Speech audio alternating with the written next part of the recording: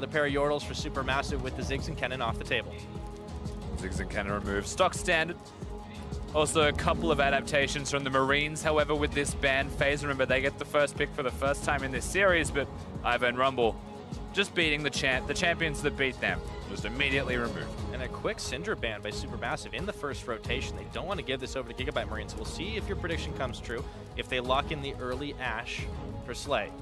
Looks like instead they might be favoring the Gragas. That's their first pickup for Stark. Yeah, still two champions of massive priority. The Gragas, I'm not surprised that they will first pick for. It was more speculation that perhaps Ashe was even a higher priority than Gragas, but they don't want to risk SuperMassive being on red side taking the Gragas from them. They want to make sure that Stark is set up for success as best he can. As this should, I'm surprised.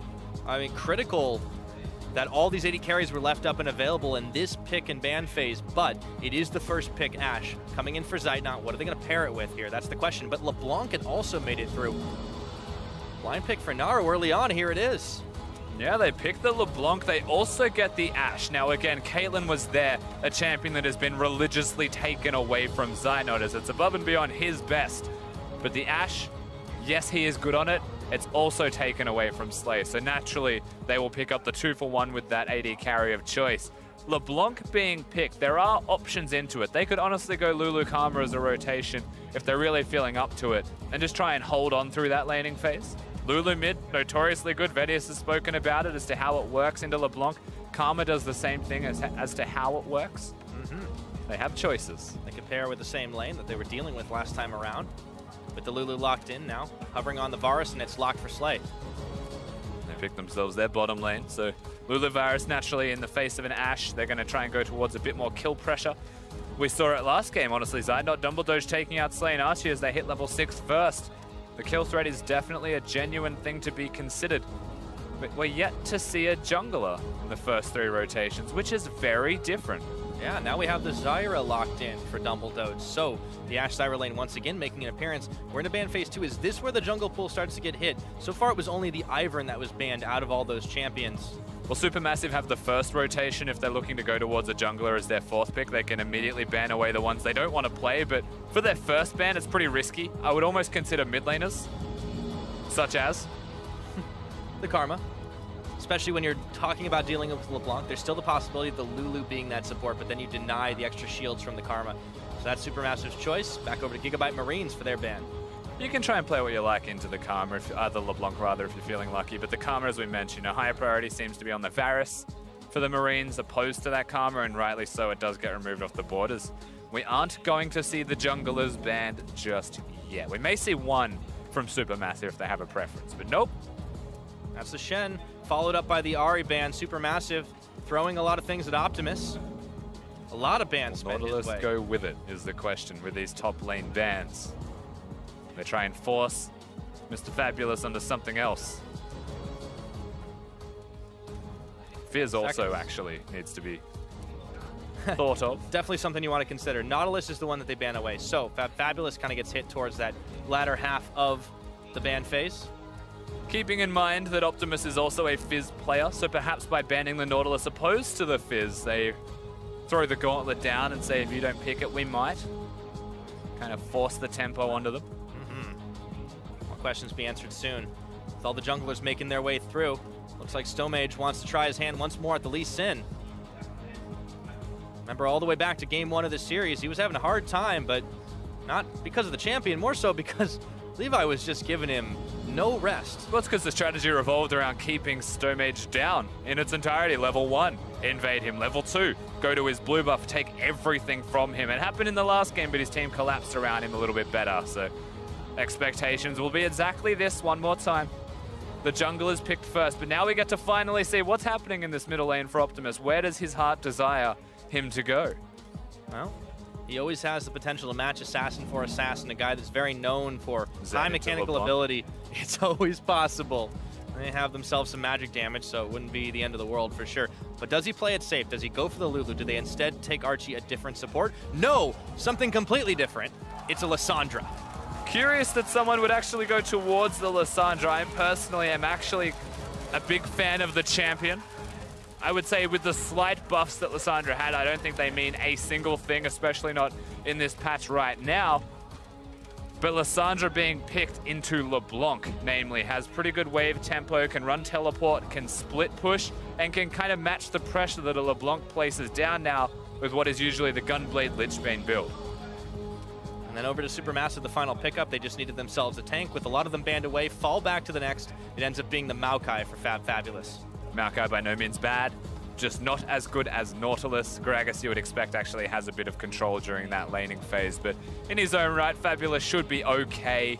We don't usually look at this top lane between Stark and Fabulous and say someone's going to outright beat the other person. We still always bring our attention towards from the jungle down on your champions list, because junglers, I'd say, are most important. Naru has been very inconsistent at the moment, where Optimus just spontaneously dies at level 1s, but barring that has been quite solid. And the bottom lane 2v2 has honestly been surprising with how it's panned out. Yeah. And for the first time, we're going to have the teleports matched 2 for 2 on both sides of the map, so we could be in for some real crazy 5v5s, whereas last time we could really kind of predict that at a certain moment, a team was going to have an edge coming into things, but that can be very different. Seems like the plan for SuperMassive, though, is still going to try to roll this LeBlanc forward as best as possible. Not going to be the easiest thing up against Optimus on this Lissandra. And it'd be bittersweet for the Gigabyte Marines at match point to play the same champions that SuperMassive did in the 2v2 and beat them with it this time around, but it's always a possibility. It's a statement game, to say the least, if that's the case. We'll see how it all pans out. Slay and Archie have definitely been surprising Zeitnot and Dumbledoge, but maybe this is where things turn around once again. We saw what happened when they can hit the fast level up, get themselves an edge over their opponents. But you're going to need more than that to take out the Marines right now. They want to even this series up and get themselves a chance to move on to the next stage at the mid-season Invitational. And we are out of the gates for Game 4. We absolutely are, and again, we hinted towards the potential for 1-3-1s as this game progresses. This is the Gigabyte Marines matching what SuperMassive did in game number 4, potentially trying to best them at their own game. Instead of having the Syndra, instead of having somebody that runs Ignite, trying to survive as teleports happen, as rotates happen, and pull them around the map. Awkwardly, they have said we'll meet you in the middle. And it is all about, realistically, how these mid laners perform, because if the LeBlanc is fed, everybody explodes. But if the Lissandra gets fed, not even sure that LeBlanc can side lane against it, as it is an adorable skin. Yep. This is a much cuter tree. I'll give you that one, Rusty. Is that a chroma? Yeah, I think so. I had no idea that had chroma. He's got multiple pajamas. He does. Yeah, who has one set? I mean, green makes more sense, too, for what it's worth, as Gigabyte Marines are now doing a level 1. Heading their way up top. Optimus, Levi, Stark, all here. Nobody's in this brush. No one's anywhere near this brush, to be honest. And you can also see SuperMassive are kind of taking the safe point, trying to get that assist on the Raptor camp. Naru's not far away from Fabulous and Stomage. And they'll probably do this. They might actually go the long way to the Raptors, actually catch them as the Raptors spawn. As both of them leave this bush, that's where they might actually enter the area. Oh boy, they see him. They know. Levi, all of a sudden, it's 2v3. Stark gets a big bop on, but in goes Stomage looking for Levi straight into the back line as Naru's there, and it looks like they don't want to finish it off. Instead, oh no. Start on the Raptor camp. We're fighting for it. Okay.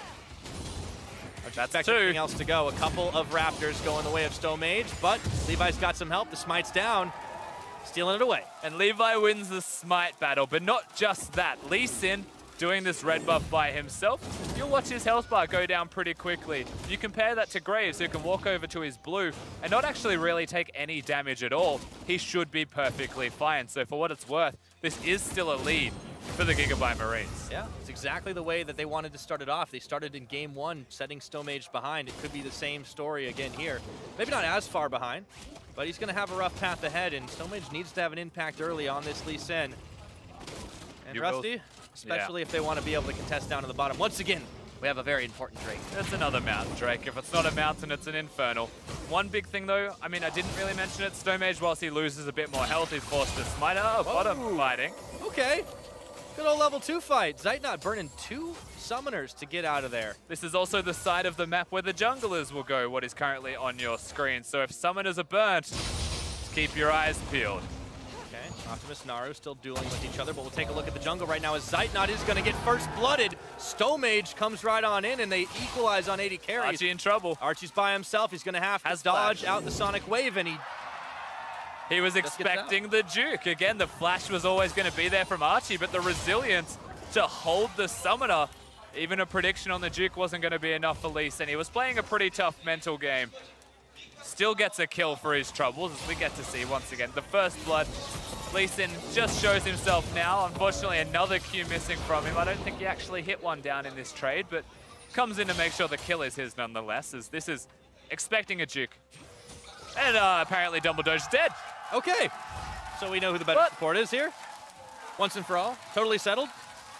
Man, we just keep missing them by inches. Archie coming up with that kill, and you can see that summoners were burned on both sides once again. Dumbledore just flashes down, so is Archie's.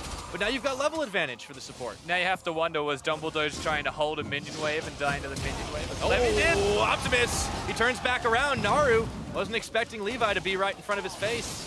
Adventurous flash forwards from Levi. I don't think he needed to commit that hard, but also helping to reset the 1v1 in this middle lane, where Lissandra hasn't really been having a great time. Stone Mage now trying to make his mark on it as it pushes in. For Levi, Naru's here, he's healthy enough for the time being. There's a Q, it's point blank, able to connect.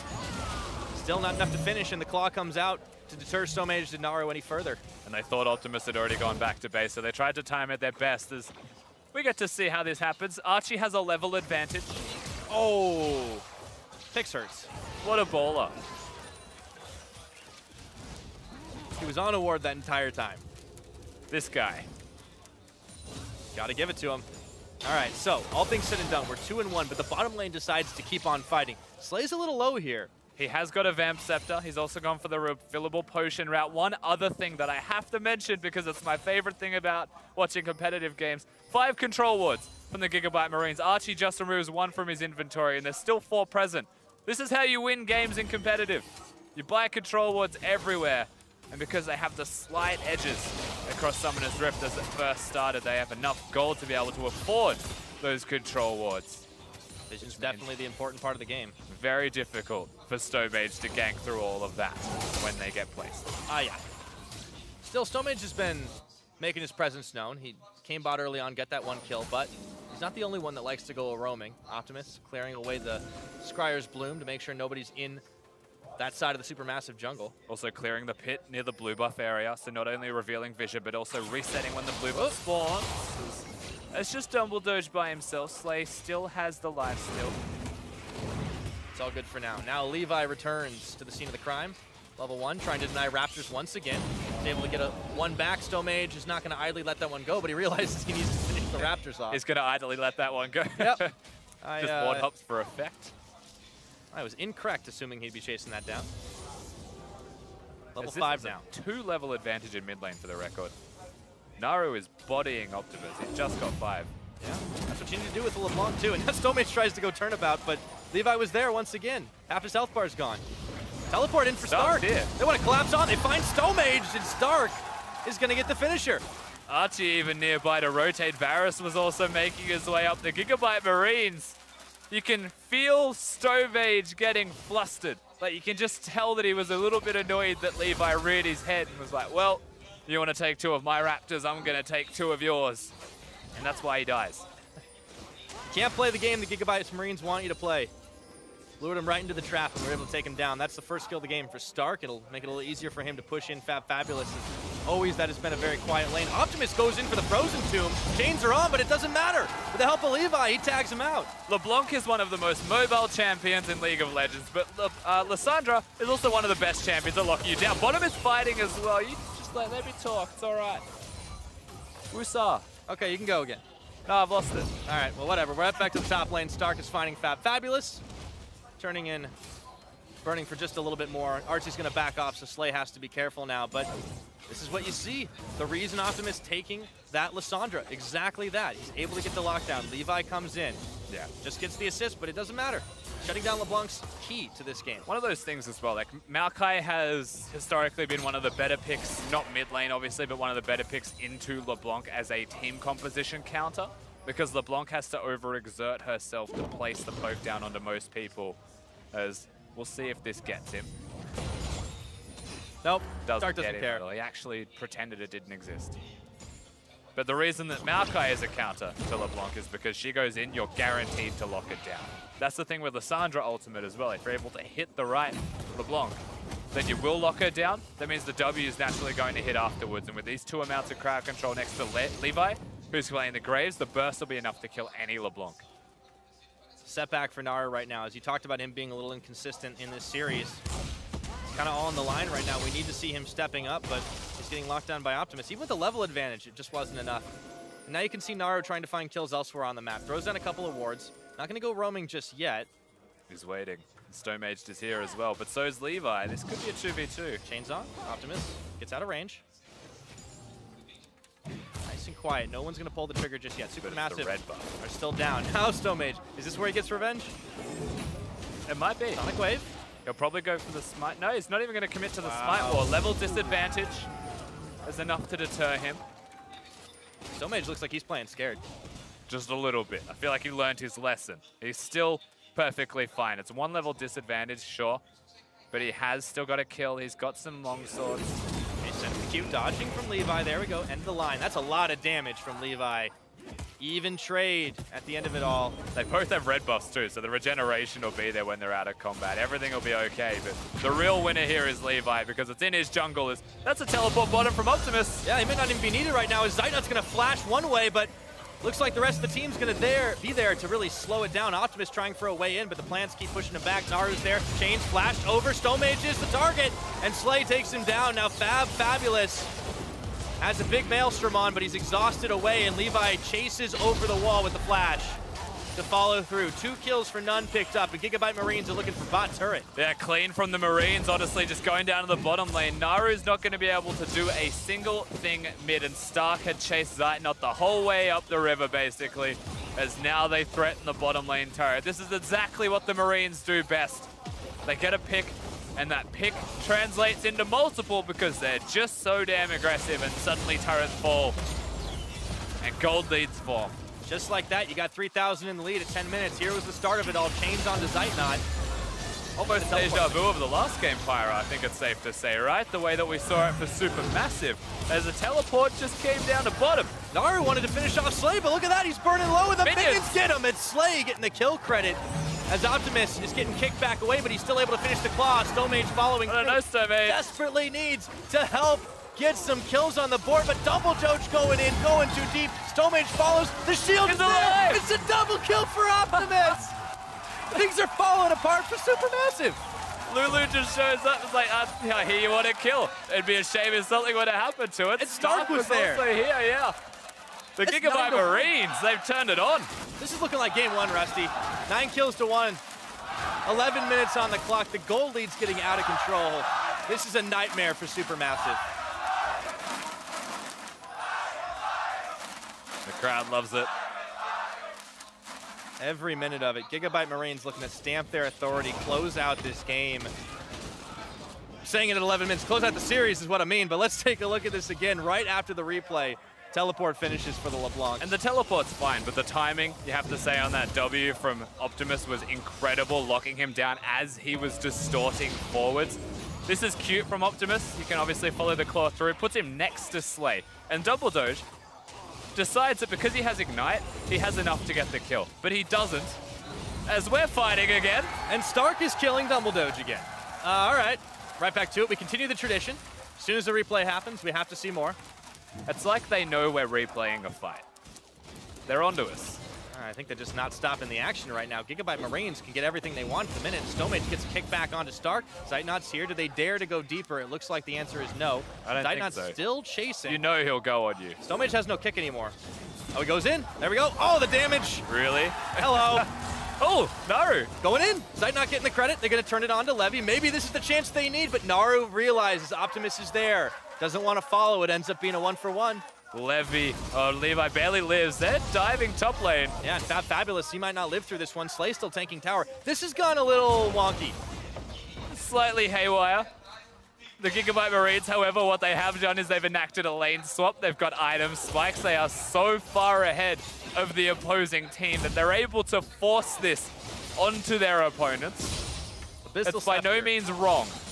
No, it's working out for them. It's Three wild. Lissandra. Abyssal Scepter completed, right? You've got the Blade of the Rune King already on the Varus. They're hitting these spikes a lot faster. SuperMassive, this game will spiral out of control if they don't stop the bleeding. Yeah, definitely right. But how are they going to stop the bleeding when the pressure that comes out of a team with this much momentum is so high. It's not like we're watching SuperMassive with a 4K lead and Gigabyte's getting opportunities to come back into the game. This is a fast-paced, aggressive Vietnamese side with all of the tools in their arsenal being used to only go forwards. They will fight you at every opportunity where you don't expect them to. And so to come back into a game like this, you really have to pull out something crazy or unexpected. And against a team that thrives in unexpected, SuperMassive need to actually turn it on. This could be an Ash Arrow opportunity.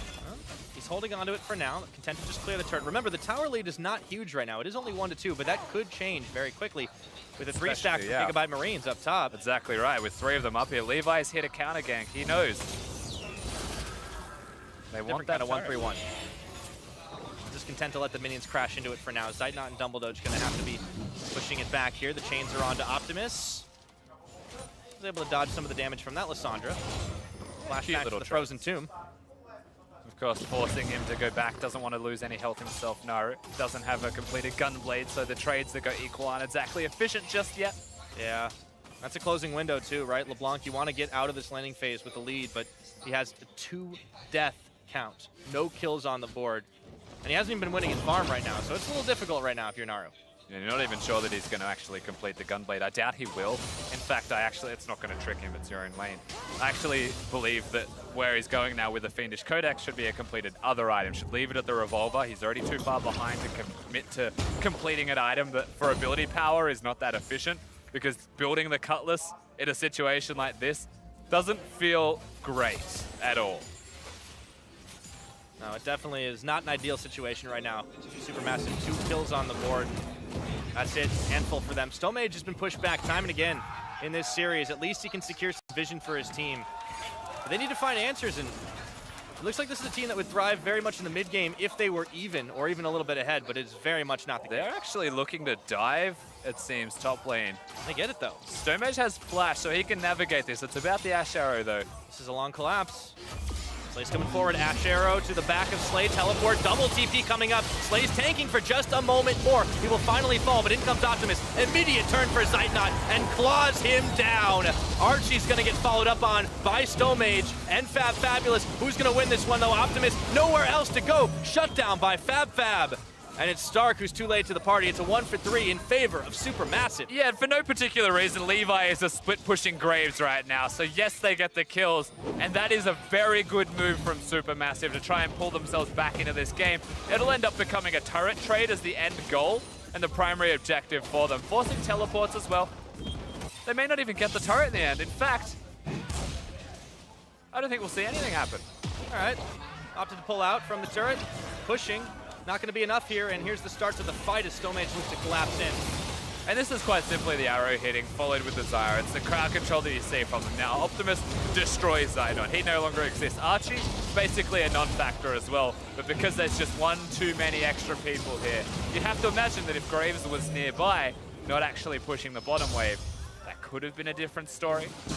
But the story is all about SuperMassive in that fight. With a 4K gold deficit, they managed to retain that and get some gold. Yeah, it's encouraging for SuperMassive that they can still take fights, burning 2 teleports, but they got to be careful. Zeitnot chased through, and collateral damage, everything thrown at him, including Levi with an end of the line. Zeitnot is going to limp away, but this tower's not so lucky. It's a little bit much, don't you think? Stark now going to probably try and do it himself. He may just throw an explosive cask somewhere and see what happens. The arrow hits. On to Optimus, in goes Naru. No deletion possible. The heal was even more there. As Fabulous comes in, the Frozen Tomb is down to heal up Optimus. Fabulous tries to recommit back in. The Maelstrom pops for not enough damage, and Slay will take down the SuperMassive top laner. Optimus has an Abyssal Scepter. He also had his ultimate that he self-casted. So in terms of killing Lissandras, if it wasn't during the duration of the Ash Arrow, then it wasn't going to happen as Naru. Was it worth it, buddy? If he got the kill, that's a maybe, but not this time around. Flashes and flashes all across the board. We're seeing some serious carnage this game, Rusty. It's just the majority of it. Gigabyte Marines, they're finding themselves the wins, finding themselves the kills. The gold advantage still huge for this team. We haven't looked at Dragon for a little while, but of course it is an Infernal on the Rift. SuperMassive, they might desperately rush this. And I don't know how much of this will be desperation. They are at the very least going to pull it out. They've got control wood vision there. if they try and fight this. Remember, it is on the Scuttle Crab. Stark's here. SuperMassive probably don't want to fight this, is what I'm saying. They want to try and sneak it, not fight for it. But you know what? Here we are. Looks like it's going to be a smite fight right now, and the fight will probably 2 levels to Levi. Here we go. It's going to go the way of StoneMage. He gets it at the last second, but now can SuperMassive get out? You'd have to expect with the extra levels of Levi, the smite would have been enough, but the execute damage out of Lee Sin with his Sonic Wave proves to be what it takes as StoneMage. I would not go that way. Directions. Yeah, that's a clutch safeguard. Threatening the middle lane inner though, that's the name of the game here for the Marines. They can get it big for these guys. Turn it on as there is no Naru here. Tower falling all the way down to half health, but Fabulous coming right back on in. Twisted advance on the start. StoneMage gets a big kick onto Levy, but he's still dishing the damage onto Zeitnot. There just is not enough for SuperMassive, and this platoon of Marines is charging in. You can kick him in, but if the turret's dead, it's not a danger zone anymore. In fact, Levi was then kicked under the loving arms of his team, where he turned around and destroyed everybody in front of him. The Graves is huge, and unfortunately for StoneMage, it's not going to be enough. The rest of the team weren't able to defend that one, and the bottom lane turret is still standing. SuperMassive, they are beyond a point where they're on the back foot. They are definitely desperate. This is when you got to start making any play you possibly can. We've already seen that out of SuperMassive, but what else do they have left of them? We're 19 minutes and some change into this game, and it's such a massive disadvantage for the SuperMassive squad. Just trying to stay alive. They want to make it onto the next stage of MSI, but it is looking less and less likely. And you know what I admire most, honestly, Pyra, is that on the cusp of going to the MSI main event, taking on all of these massive names, including the likes of SKT, the Gigabyte Marines are still aggressive. They haven't changed. They are exactly what they need to be. And I feel like a lot of teams can look at a performance like this and actually learn from it. Because it proves that if you spend an entire season, and historically your entire career being aggressive, you don't come onto the main stage and play slow. You play what you are. Something to be said for playing exactly the way that you are the most comfortable with. Sure, you might want to hide some strats. Sure, you might not want to reveal things to your opponents, but it doesn't matter if you're not good enough to play them at that high level. No point hiding strategies in a game like this. No, definitely not. Well, teleports are in, that's 2 of them. Okay, Stark and Optimus coming. StoneMage sight not immediately bailing out, but all of a sudden Double Doge didn't get the memo. Optimus, with a little help from Levi, blow him away, and now it's going to be open season on this mid tower. And they're just running straight down the middle lane. There's an outer turret alive in top, but there's no reason for them to go there. StoneMage, you do not really want to take that engage, buddy. There's not a lot that can prevent the Gigabyte Marines from taking down this inhibitor. The walls are crumbling around SuperMassive. Not much base left to speak of as this inhibitor is going to fall. Death timers for Double Doge coming right back up, and it's all Naru and the rest of SuperMassive can do to just clear away minion waves, but all of a sudden Gigabyte Marines aren't done. And they just go straight to the enemy blue buff right now. They can potentially catch the minion wave in bottom and try and go towards the inner turret, but at the same time, I just have this feeling that they may not even want to do that, because if the opportunity presents itself, they'll just end the game through mid.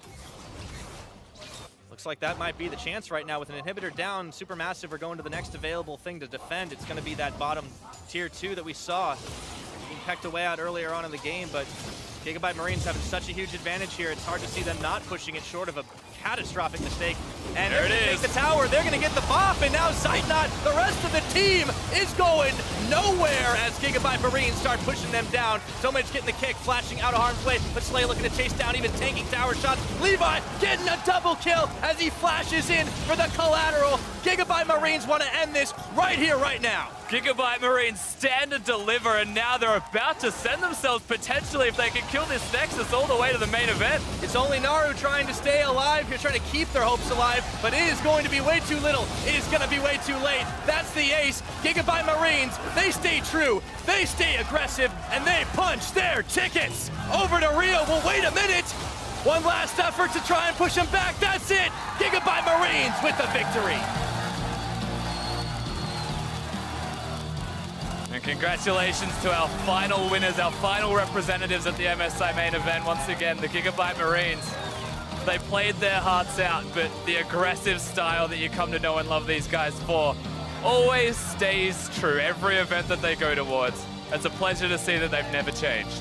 I can't wait to see how they take to the big stage against the likes of Team WE SKT, all these teams, TSM, Flash Wolves, we saw how everybody played. I cannot wait to see what they can bring out. But today, they are big winners, 3-1 over SuperMassive. And you can see they're not just winners in the heart of the crowd as well. They're also superstars. Levi is an absolute gun. Optimus also flanking him. I mean, the whole team showed up when it mattered the most for them, right? And that's the most important part to me is the bottom lane, what we called the weakest lane of this team, actually put in a lot of work in this series. Yeah, honestly, outclassing Zeitnot and Dumbledoge on a number of occasions, and those guys were a large part of the SuperMassive success. Honestly, I've got some serious hope for this team coming into the main stage.